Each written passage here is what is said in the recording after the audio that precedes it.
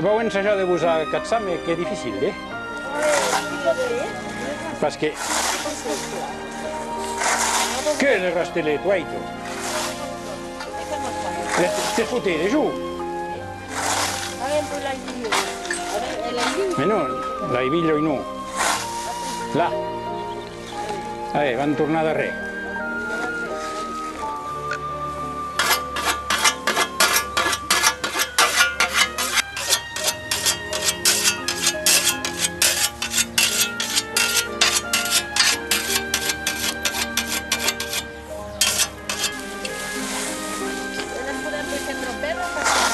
No, no, aggiustamento. Chi è scabillo? La palla è scabillo.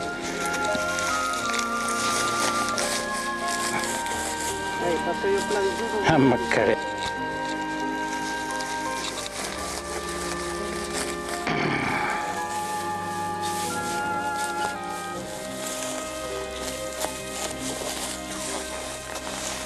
Va fer con lui? Va fer con lui, non buttare il nome.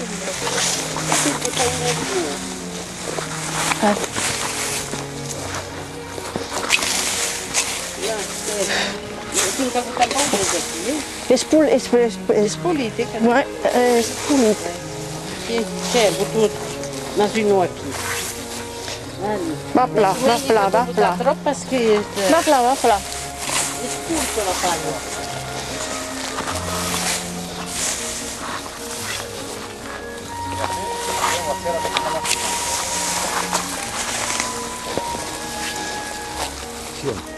Allora, pensi che penso un po' che se ne ha decinato. E non so se è un po' saccato in me. Ti dici a cui, come Oh, io avevo attrappato in un bravo usato. E le altre si sono grigi, invece. La banana di Gennaro. Banana di Gennaro. Oh, con plattalini. Oh, sì, lo mangiava, perché aveva un po' saccavallo. Un po' saccavallo la giornata, non caro, e ora fa tempo che cominciamo.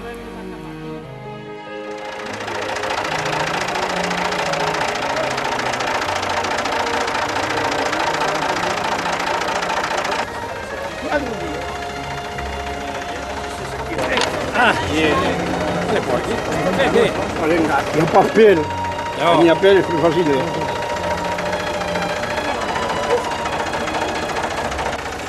Dai, con la guardia qui, non si riesce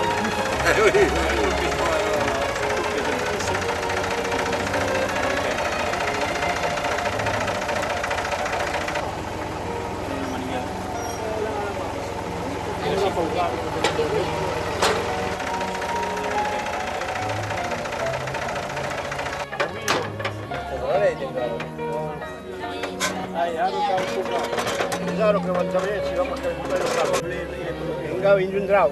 Merda. Te pago la vez Que sí, que mangono pesos aquí. ¿Sabes que te mangono pesos aquí? Llevo. Ah, sí. Ah. Yo me l'han ensenyat avui. ¿Y esta fuera de mesi? Sempre quan ho veuen, no? Ahí sí. Ah, ma che non fai vita sì, che male. Figli per lì. No, ma no.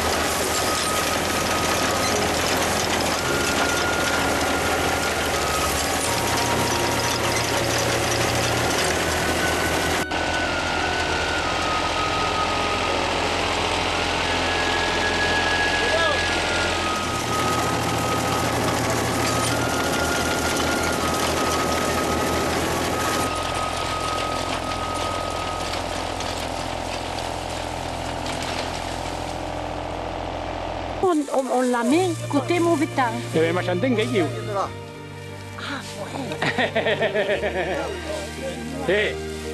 Lai garbos caen un più a più, anar che bevi un pas. Becca, più a più. E menja de falsos por aquí que iba a caer un poco aquí, encara sí, hasta acá, ¿no? Aquí ya hasta acá. Et ouais, là aussi.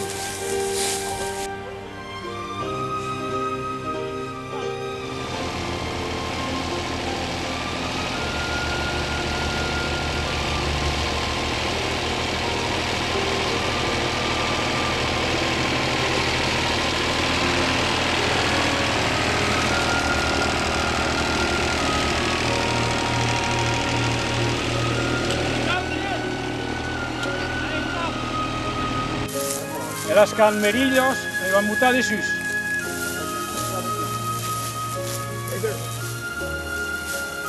Allora, andiamo dopo qui. Adesso posso cruzate. Cal fer cruzar les cabelles, Cal fer cruzar els cabells, perquè...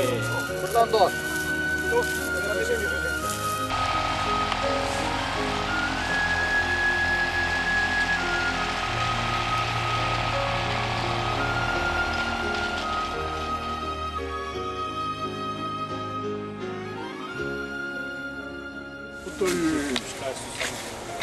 il broc aquí. Qui, che ne fai del rock? I els 5.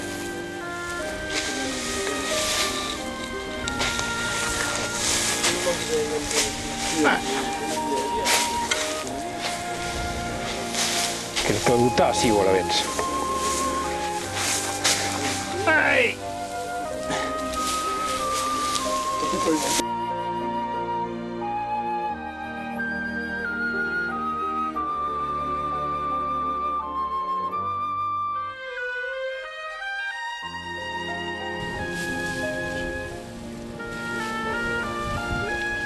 Canviant de país, ara. Per començar el garbè cal botar una garba pel sol. I això lleva el cabell, que botar les fund de la garba dins un cabell de la primera. I continuant. E després fai tu. I après cal fer el tour. I hem de fer el garbè, cal saber el nombre de garbos que l'home vol botar i comptar el nombre de garbos al sol.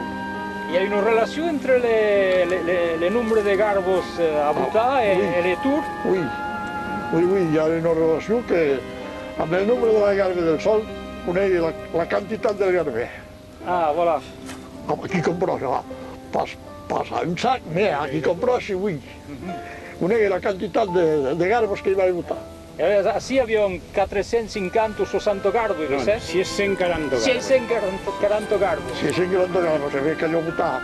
Vam botar 16 garbos al sol. 16 garbos al sol. 16 garbos al sol. Fa jo un pel abans, es pregó que una manca qualcuno non la cavà. Un llavor de rovell, no sé se van comptar finalment. Oui, rovell, toque de cosa. E si vam començar 14 o 15, si han arribat, a una garbo. Mi si va per trompat, Jo 15, jo partia 15. Que jo partia 15. Llavor de rovell un promès. Ma solamente a che si trova presto, perché che le sturche condono un bene. E cada cop que nas a 4 de mes, que nas fai 4 tours, e nas 16 és una manera de fer, és una manera de fer. És una manera de fer.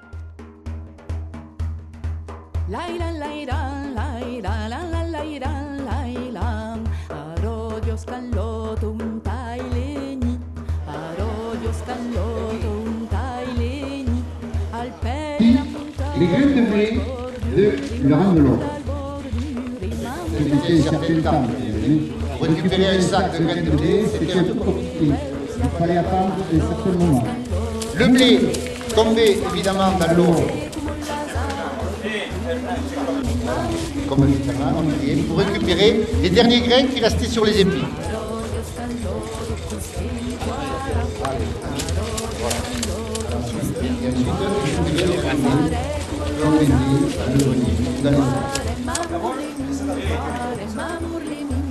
De faire sur les épis. Et comme toujours, le grain sortait de son enveloppe des épis et était ensuite récupéré sur l'espèce de bois.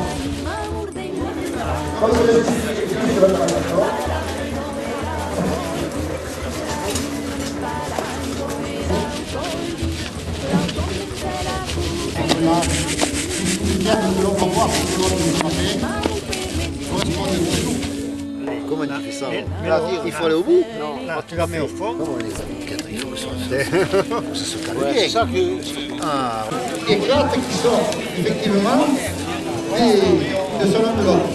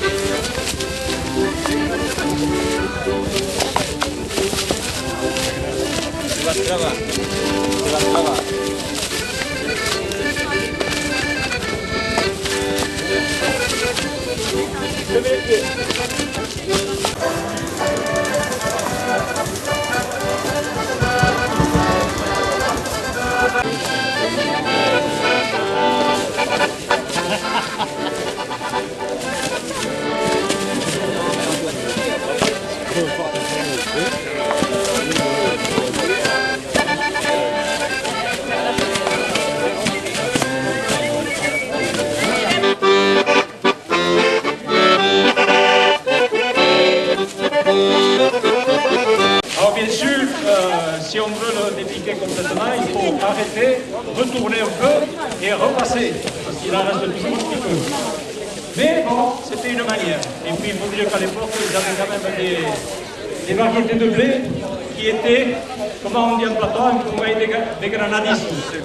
Voilà, qui se dégranaient. De blé pour voir, effectivement, ils ont bien travaillé, bien dansé, bien travaillé, puisque quand même dessous, il y avait pas mal de blé, hein, bon, même si elle est dans de l'eau encore, mais le blé est bien sorti des épis. Voilà. Oh, il part doucement. Oh, il part doucement. Pourquoi ils viennent de jouer, ils sont atterris. Il le faut, vous s'en va rier. Plus ils vont tourner, plus ça va rier. Voilà, donc chacun à leur tour. Ils partent sur les épis. Alors évidemment, là c'est une démonstration de quelques minutes. Lorsque vous avez les vacances, c'est pas tout le jour et ici les yeux. Donc comme je l'ai dit tout à l'heure, c'est un travail quand même terrible. Les hommes, Me la fallo que la tiro d'abord.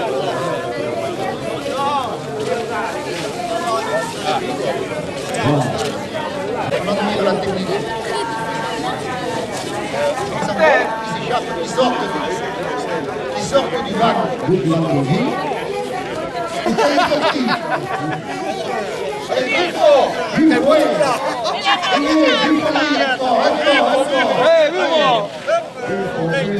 Le grain a été nettoyé, a été vanté. voilà. Une fois qu'on a laissé le ciel,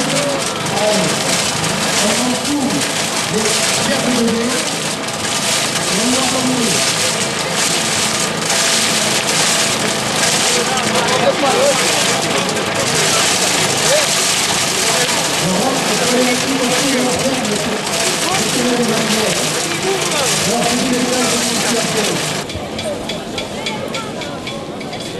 Voilà, déjà là c'était une machine très laborieuse, puisqu'on va apparaître à côté de bois, on voit des morceaux qui sont en fait, qui sont dispersés dans l'air. Finalement, qu'est-ce qu'on voit? On voit la graine de lait qui court, qui massif le sang.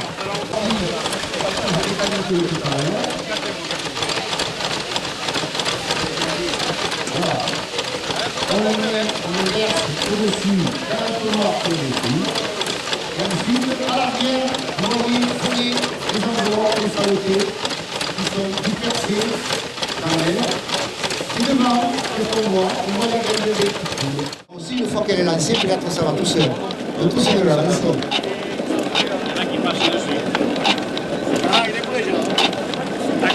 C'est pour payer dans la bourdette.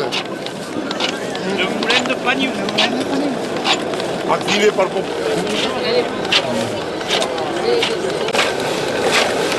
Et Jean-Christophe, tout dans les amortisseurs. Alors, voilà. La farine coule. Il est d'une forme trop conique, évidemment. Il n'est pas tout à fait. Ici c'est versé, ici c'est tourné. Il est trop conique. Donc vous regardez bien. Vous l'observez. Celui-là il a été usé, il a dû travailler longtemps. Donc on voit. Bien. Les vaches sont dressées. Les vaches sont dressées.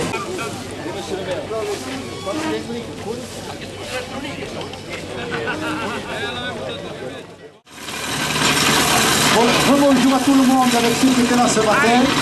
Nous allons poursuivre l'évolution des battages avec cet après-midi une présentation du battage mécanique. Alors tout d'abord, je vais se mettre en place 3 paires de vaches qui sont en train d'actionner le manège. Alors vous voyez le manège à quoi il consiste. Et tout simplement, on fait tourner les bêtes au centre du manège. Une chaîne est reliée à chaque extrémité.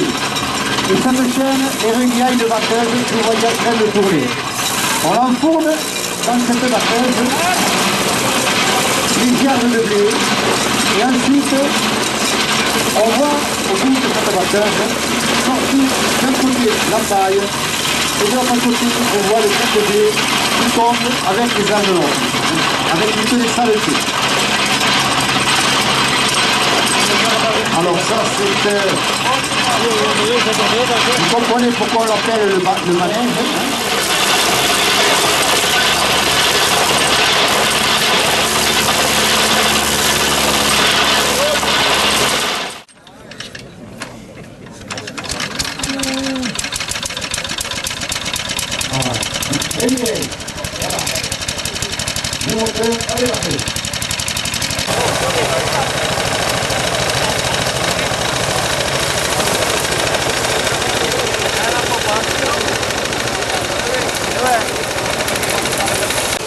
Un mécanisme pour la paille sur le côté et ensuite sur le côté gauche.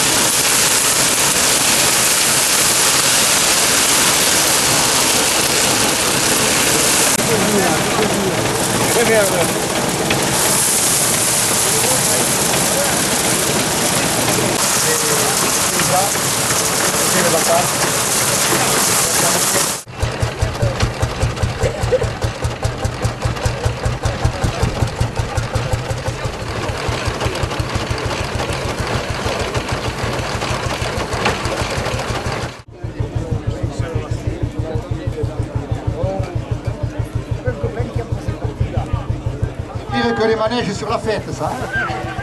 Ah, voilà. Alors maintenant, il faut tasser. Allez, il faut piétiner et tasser. Et on les encourage un peu. Et on les encourage un peu parce que, allez, enfourner de la paille, enfourner de la paille. Voilà, allez, on monte. Maintenant, on ferme. Maintenant, on ferme. Et fermez le dessus aussi. Le dessus, fermez le dessus. Et fermez le dessus aussi. On peut applaudir quand même bien fort ces deux dames qui ont participé à la confection de cette moto de paille. On presse encore un peu. Donc c'est une presse à main, vous voyez, puisque avec les deux bras dessus, évidemment, la botte va se former. On va arriver à moitié cage, si vous voulez. Il faut monter plus. Ah, un peu plus. Là, devant. Là. De chaque côté.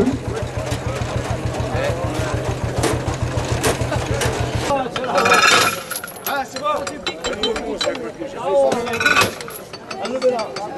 Et puis, on va faire tomber la moitié de paille. Si la paille se sparie, c'est pas bon.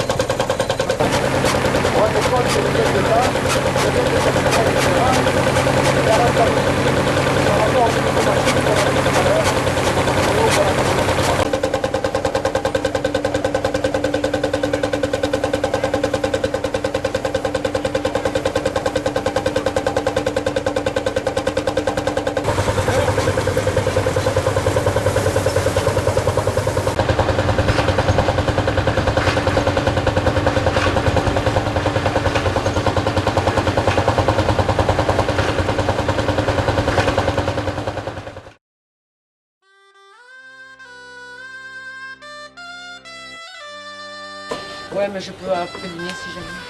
Quand t'es pas trop gros, je peux le faire. Oui, parce que ça marche là. Toute la journée, hein, jusqu'au soir. Jusqu'au soir, oui. Ouais. Avec les endroits encore avec les saletés, mais plus de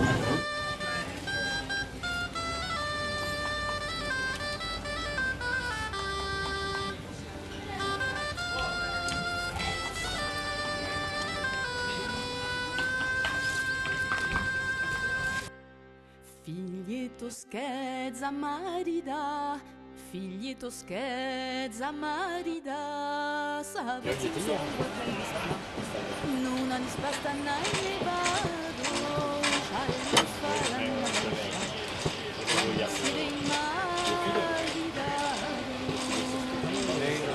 marida di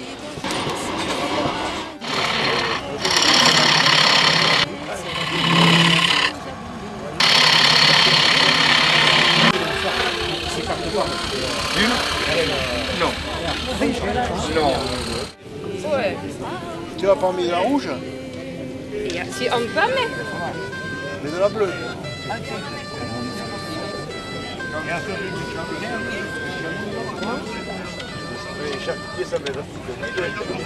Vous avez pris le fil acheté. Voilà, là je fais ça parce que ça me permet d'avancer quand Ma grand-mère, elle avait une haute, à manger comme ça, et qui dessinait. Et après, le téléphone, et on les tape.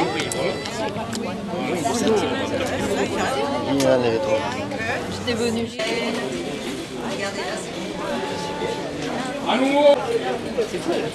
Alors le travail c'est quelque chose. Ah, mais c'est-à-dire que là c'est le filage que j'ai déjà fait. Hein? Vous voyez, je mélange deux fils. Oui, oui. Pour faire ça, c'est de l'agneau. Oui, oui. Alors le blanc c'est de la chèvre angora et le gris c'est du gris de ce panier-là. Oui.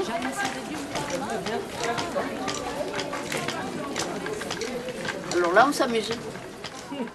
Tempei la meitat del segle XIX per sietar la seva potenza sui territori conquisiti, ad esempio in Gran Bretagna o al Paese de Galles, per esempio. E disaccabato. Hi ha poi de repressió lingüistica a l'escola. Voilà, bonne journée. Parce qu'il y a beaucoup de... Allez devant les filles. Oui, voilà. Oui, mais...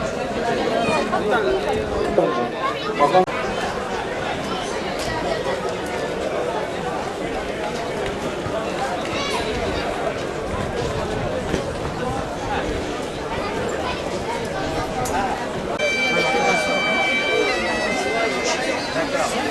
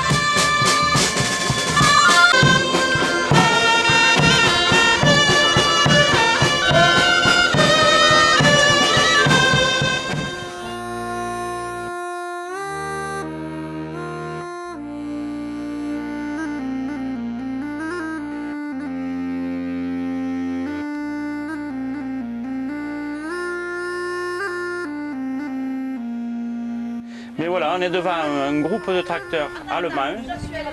Celui-ci, c'est un Allgaier. Allgaier, c'est de 1952. Un tracteur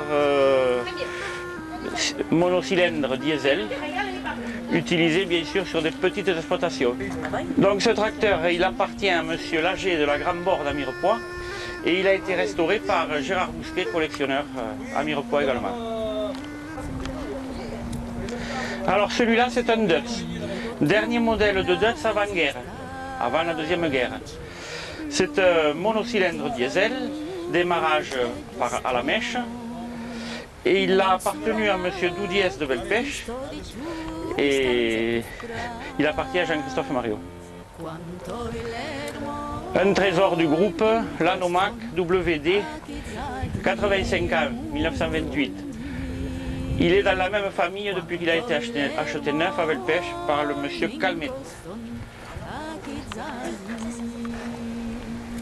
Un modèle de la célèbre marque Lance. Le modèle, le Lance 1530 de 1931 ou 32. Modèle à boule chaude, semi-diesel. Le modèle réputé, qui a fait la réputation de la marque. Toujours un Lance, mais beaucoup plus récent, de 1955, modèle diesel, un 2806. Appartenant à M. Carbon de Belpech. Là, nous sommes devant un groupe de tracteurs suédois, la marque Bollinger Munktel et Volvo, c'est la même marque. Le plus petit, le BM 230, qui vient de la région de Mézerville, à côté de dans l'Aude, il appartient à Robert Sicre de Belpech.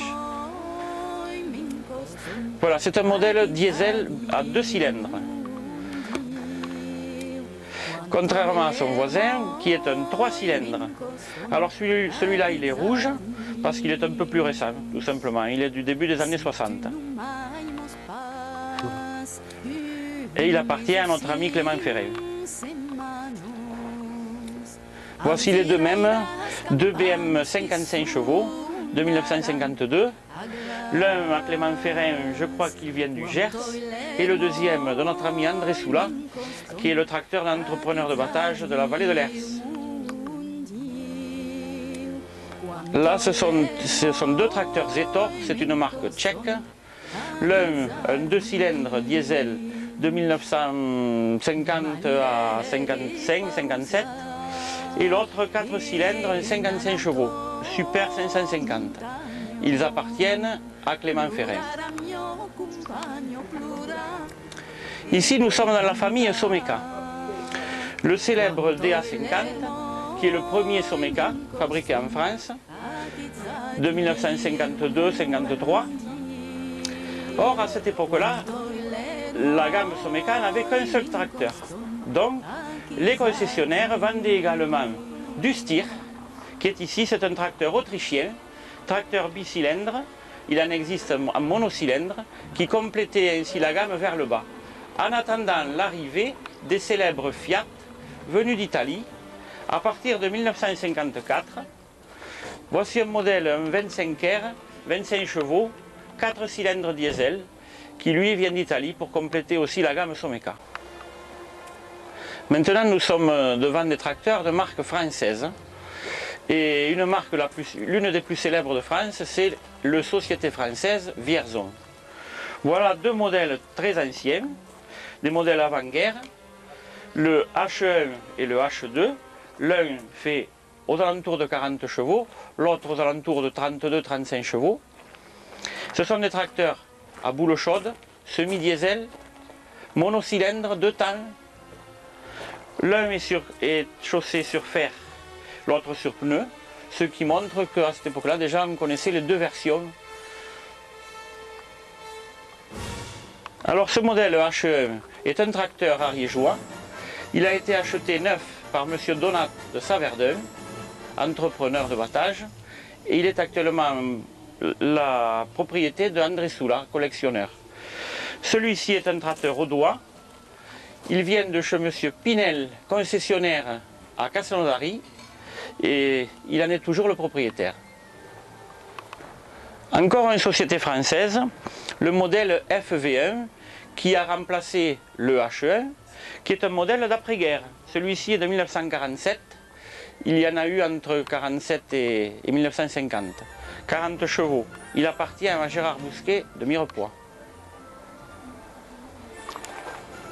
Le plus gros de la marque, le 551, 55 chevaux, 13 litres de cylindrée, le plus gros qui a entraîné les gros matériels de battage, et il appartient à André Soula de Saint-Victor-Rousseau.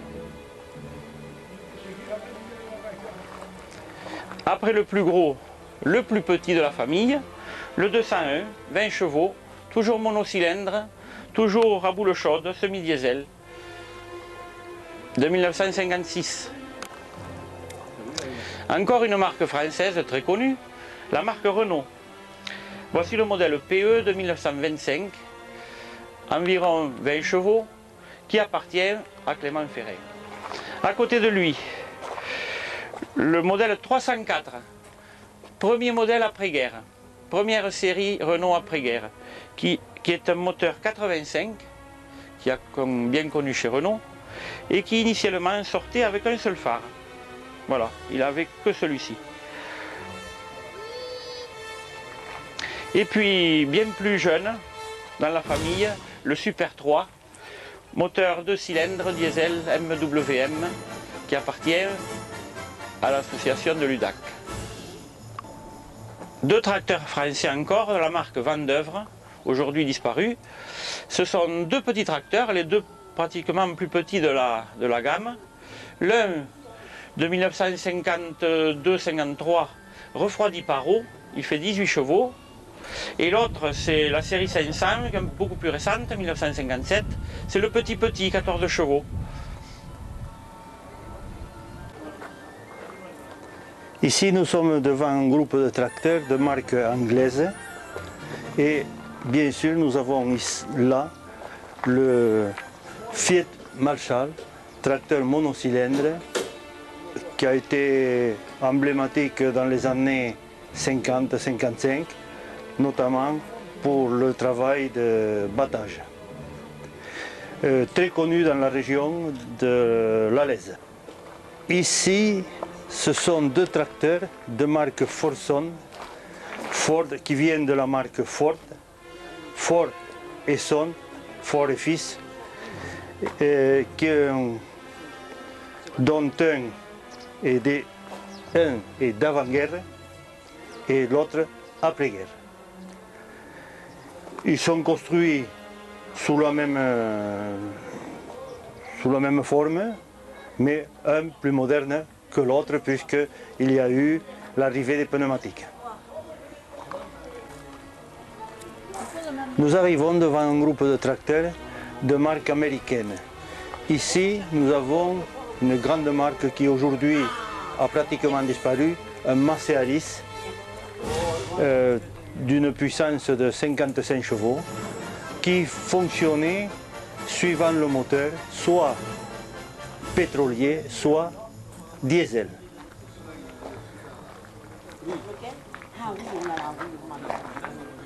Ensuite, nous avons la grande marque McCormick. Ici, nous avons le fameux Farmal, très connu, et celui-ci a été équipé d'un gazogène. Gazogène qui rappelle les années difficiles de pendant et après-guerre, pour raison de carburant. Celui-ci a été reconstitué pour rappeler tout simplement les difficultés qu'ont rencontrées nos parents. Là, nous avons encore un tracteur de marque McCormick des années 1948 avec une mécanique très typique. C'est un diesel, mais le démarrage se fait à l'essence. Et ensuite, on utilise le diesel pour le fonctionnement normal. À côté, l'ancêtre de McCormick, qui fonctionne uniquement essence et pétrole, des années 1930, et qui, bien sûr, à l'époque, on ne connaissait pas les pneumatiques. Alors voici un Stob R4 qui est de 1951, qui est équipé d'un moteur Stob qui ferait à peu près une dizaine de chevaux et qui est équipé de sa charrue d'origine. Voilà.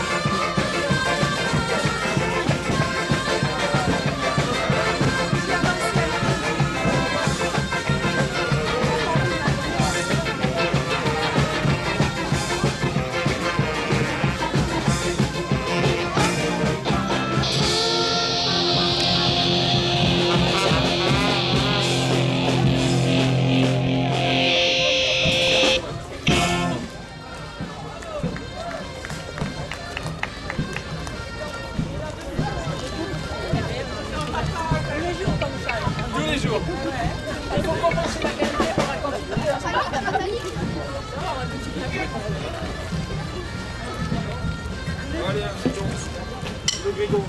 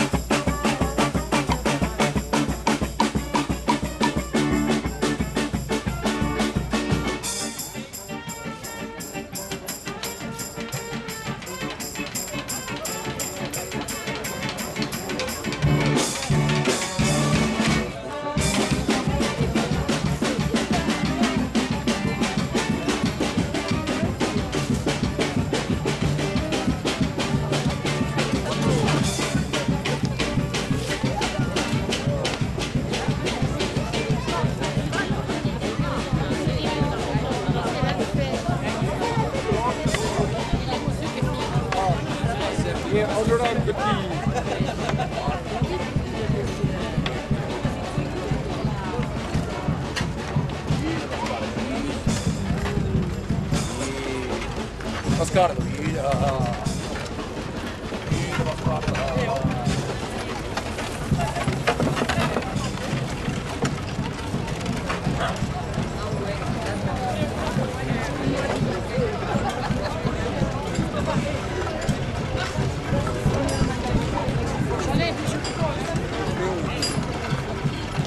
Allez, c'est notre chaîne.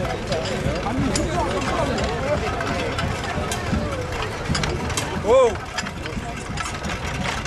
Là! Oh là! Oh.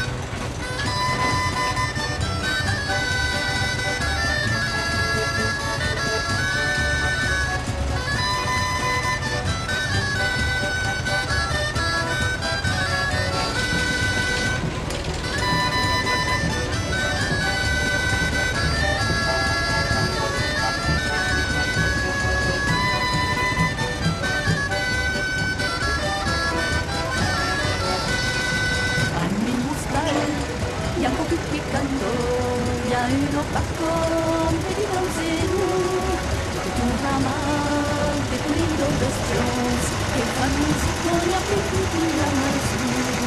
Alguien busca ya no tengo perdón, a la cruz, la calenteras, la lucha, la lumbre, este milagro que va tu la fiesta.